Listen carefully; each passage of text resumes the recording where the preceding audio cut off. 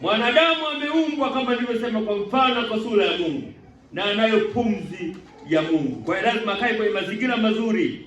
Tangu mwanzo Mungu alikusudia mambo mema kwa huyu mwanadamu, ili mwanadamu anamuweka katika mazingira mazuri, ili mwanadamu afurahie mazingira aliyomo.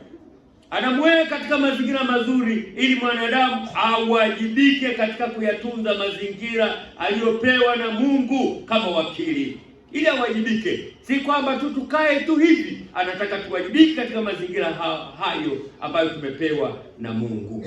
Lakini pia anamuweka katika mazingira mazuri ili mazingira yaendelee kumtunza mwanadamu. Mazingira yanaendelea kumtunza mwanadamu. Mimea ile inatoa oksijeni, na oksijeni ndio tunayoivuta, tunayoitumia. Kwa hiyo kwa njia hiyo mimea ile inayotoa oksijeni inafanya mwanadamu aweze kutunzika vizuri.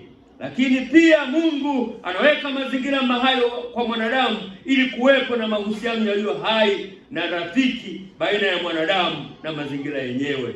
Mwanadamu awe rafiki. Mungu anatamani mwanadamu awe rafiki, awe mmiliki na awe mtunzaji na wakili mzuri wa mazingira hayo. Sasa kuna tatizo limetokea. Mwanadamu amekuwa mharibifu wa mazingira. Nieleze kidogo namna mazingira yanavyoharibika.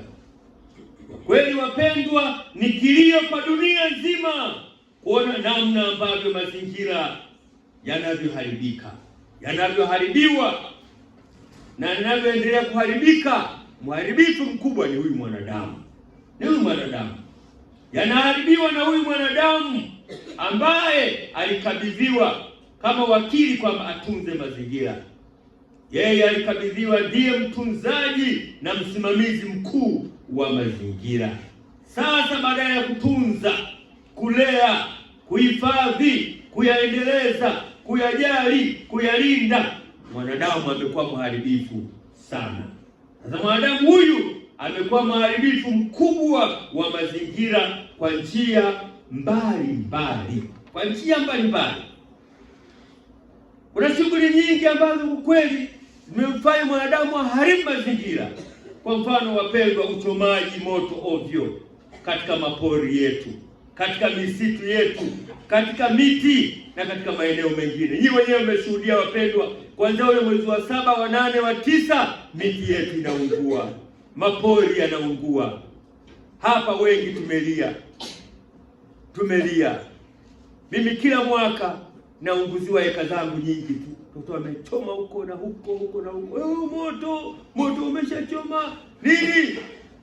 Aliyechoma ukimuuliza nini? Basi tu mwanzo nilikuwa siwi nataka kuchoma panya. Nile panya sasa. Kasungura kaliingia hapo sasa. Yaani sababu zao ni za ajabu kabisa. Uchomaji ovyo wa mkaa wapendwa, kwa njia ya matumizi ya kipato na matumizi yetu tunakata miti. Kuna aina nyingine ya miti ya asili imeshapotea kabisa. Kwa baadhi ya maeneo imeshapotea kabisa, wamekata, choma mkatu au mchoma moto tu hivi.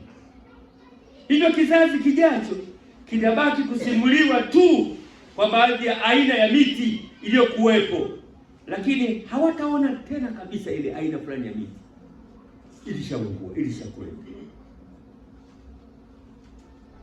Lakini tena kuna kitu kingine ambacho sehemu fulani eti walikuwa wanamtafuta sungura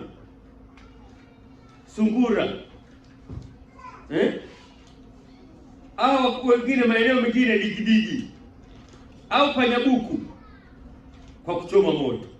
Ameingia hapa sungura. Kwa ameingia hapo, wanachoma moto huku na huku ili kutaka kumshika nani?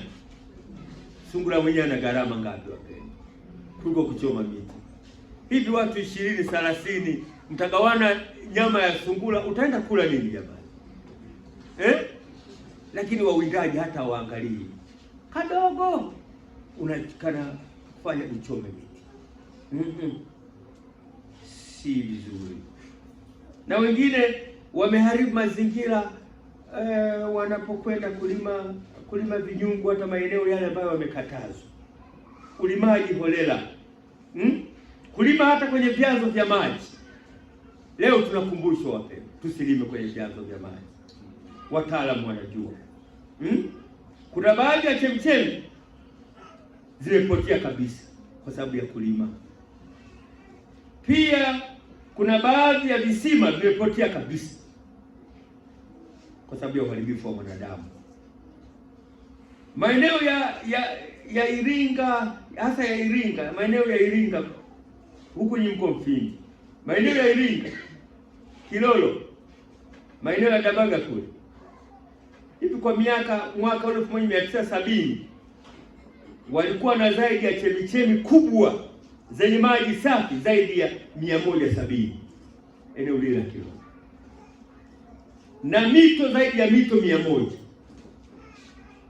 Lakini sasa kwa baadhi ya maeneo hakuna kabisa. Tunakwenda